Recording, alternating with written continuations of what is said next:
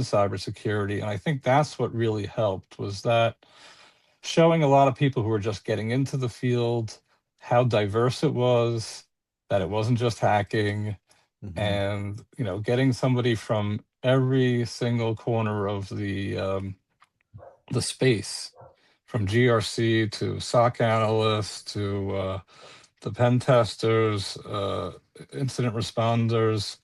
It was just fun. We are the Keyboard Samurai, podcast about the business of cyber and tech, here to help you or your business improve. Here's your host, Wil Klu. Let's hack into it now. Hey, everybody. Welcome back. Another exciting episode. As always, like, subscribe, all that good stuff. Help out the algorithms and those things.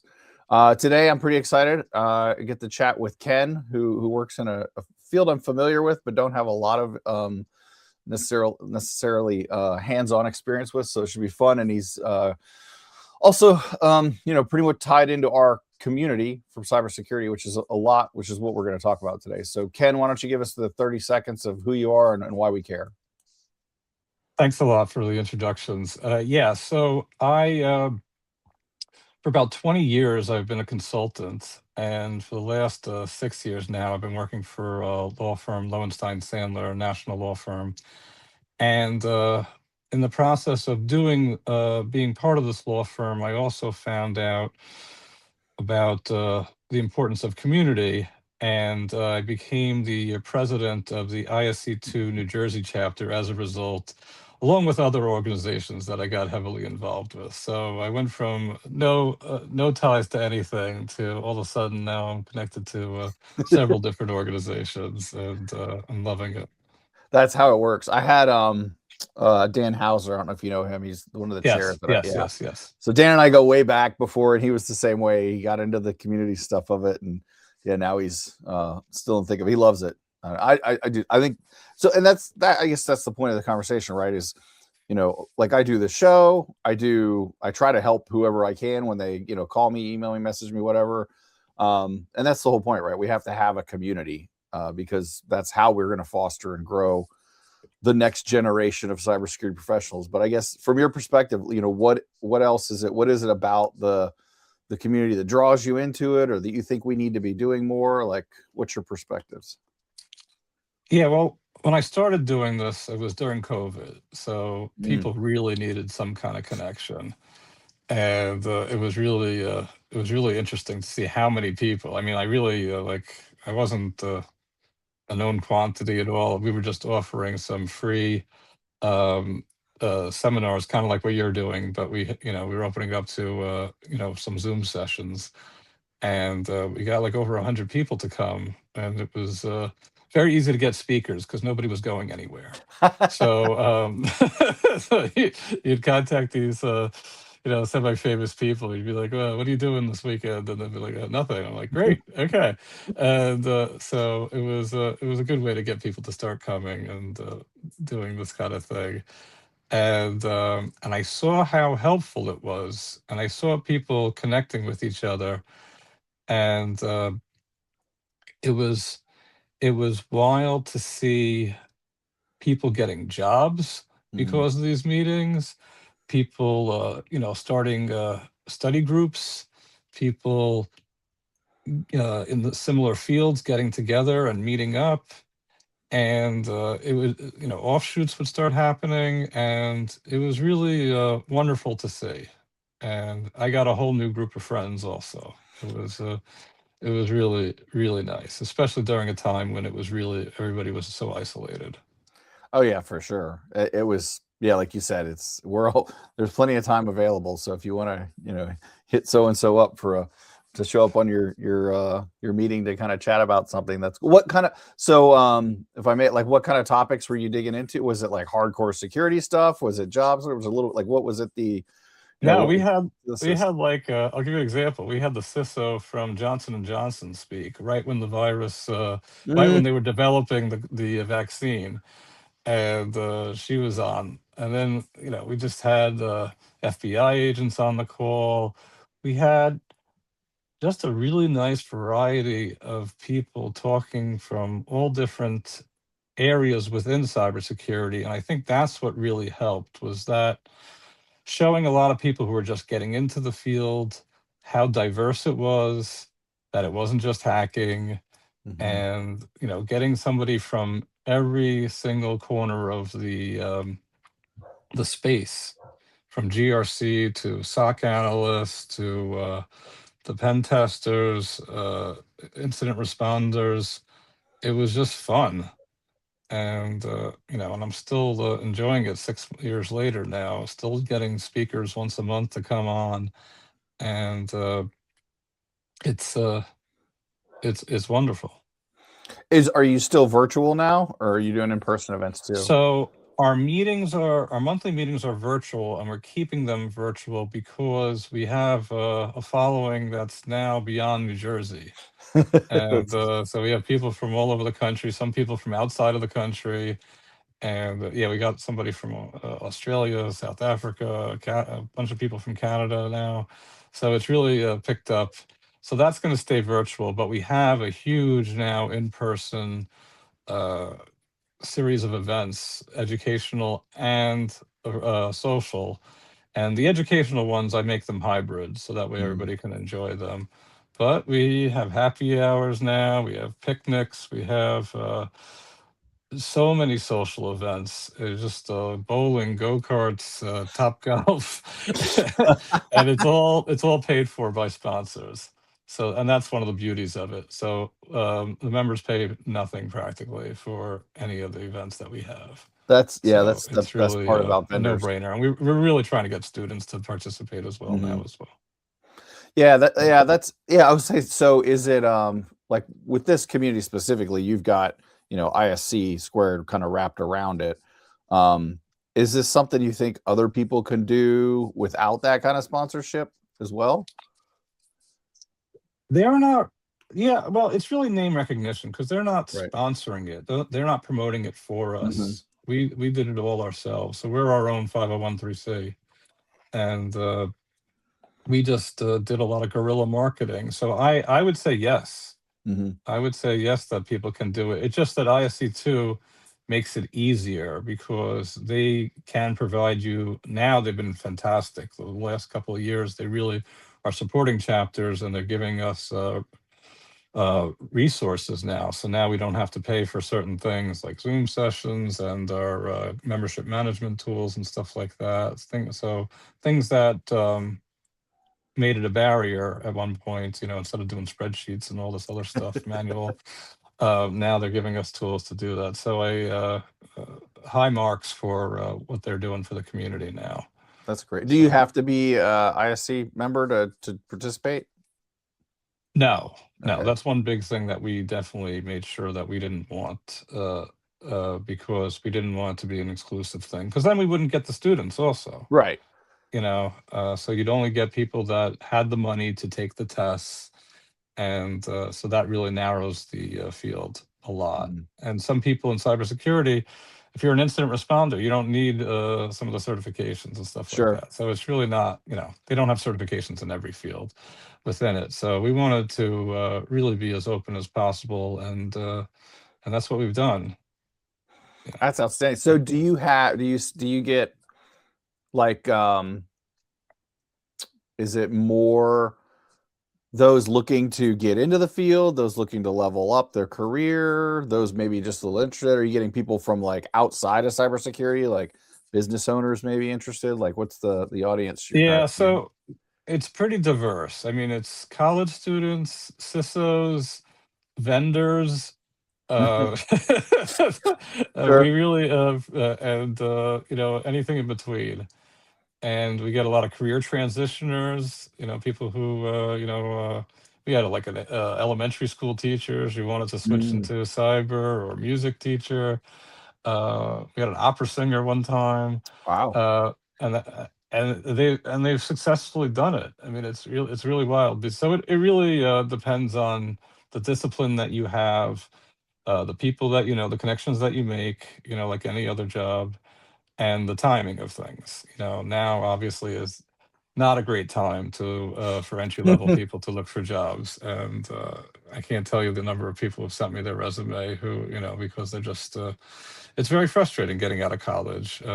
And so we started our own internship program because Oh, nice. I was frustrated that I couldn't really help anybody. So now we can at least get them internship, and that's led to some jobs also. So we're really happy about that.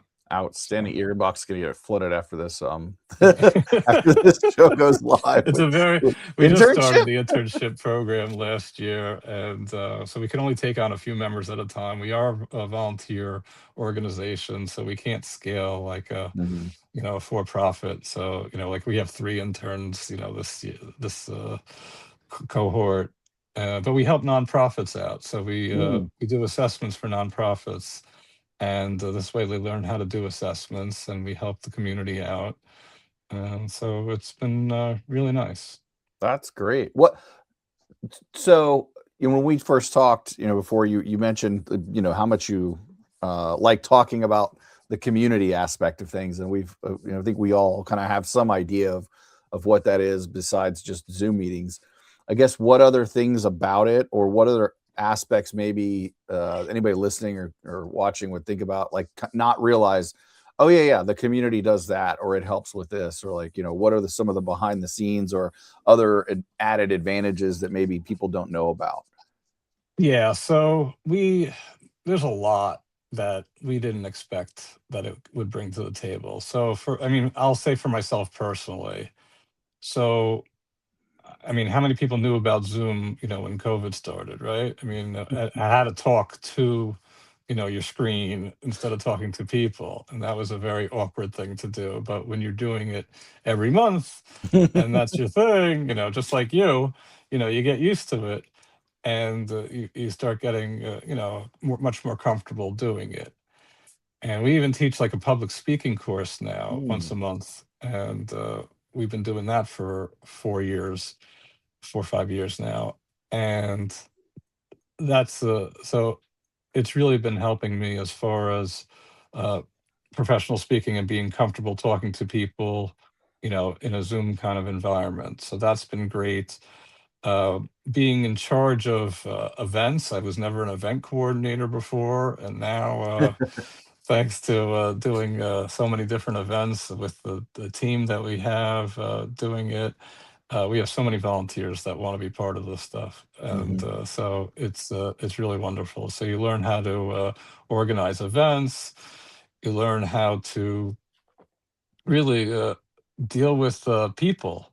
I think that's one of the biggest things is that we have so many different personalities, I'll say, and figuring out how to make it so that I don't know. It's not like work where you just, if you just don't speak to those people if you don't like them or something You like have to. that. It's a little different. They're volunteering so that they have good motivations and stuff like that.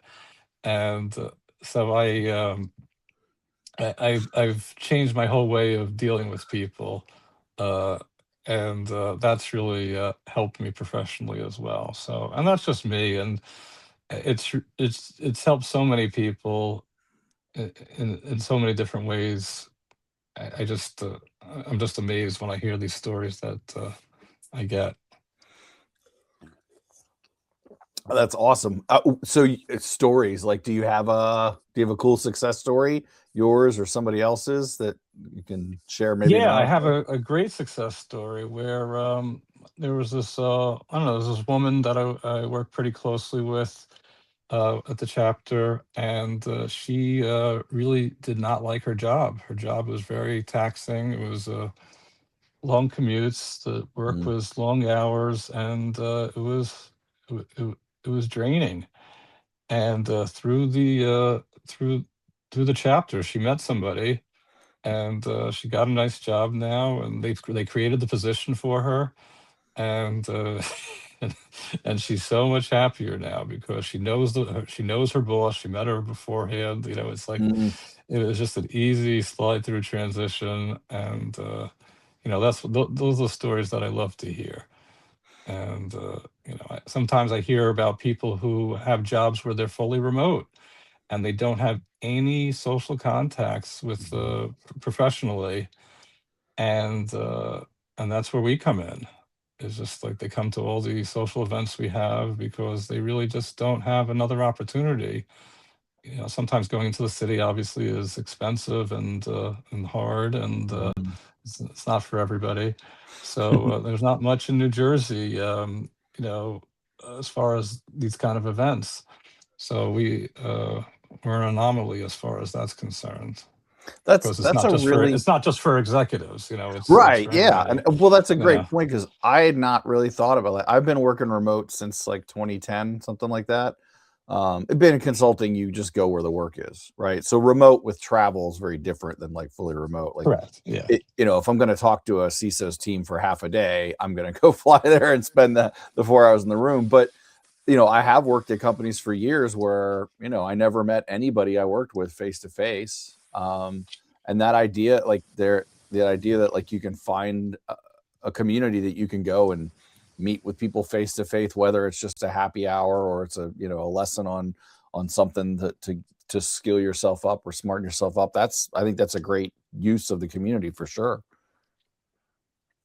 no, it's been wonderful. I mean, I work for a law firm. Sometimes I get lawyers to talk about incident response from their perspective and stuff like that. And my firm has been fantastic. They let me use their office so to hold meetings.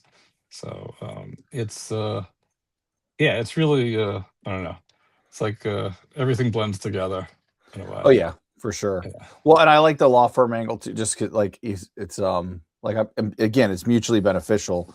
You get those organizations that support the communities in there, and then that helps with their brand image, and maybe even some clients down the road, right? It just makes sense. exactly. You Yeah, got it. You got it. this is great stuff. Well, Ken, where can everybody find you on the interwebs if they would like to? Yeah, so if you put into Google, ISC2 New Jersey Chapter, you'll find us. That's for sure. We could put a link below, and so everybody can find our exact website. But we're on LinkedIn. I heavily post like at least once or twice, maybe even 3 times a week, about all the things that we're doing. We have internships, mentorship programs, public speaking, like I talked about. Uh, just we have events so much now. We had a hiking. I don't Oh, know. It's cool. just everything and anything you can think of. We're either done already or we're going to do. We have a big conference coming up in June. That's the big thing that's going on. We're trying to get 500 people to attend, and it's at Kane University in Union, New Jersey, and we're pretty excited about that. So we do it every year, and it usually is sold out, and it's a great opportunity to What meet event is people. that? It's our own. It's called CCon, Okay. uh, and we've been doing it for 8 years now, and it's wonderful because it's all practitioners. So we don't have vendors speaking. Mm-hmm. It's not something like that.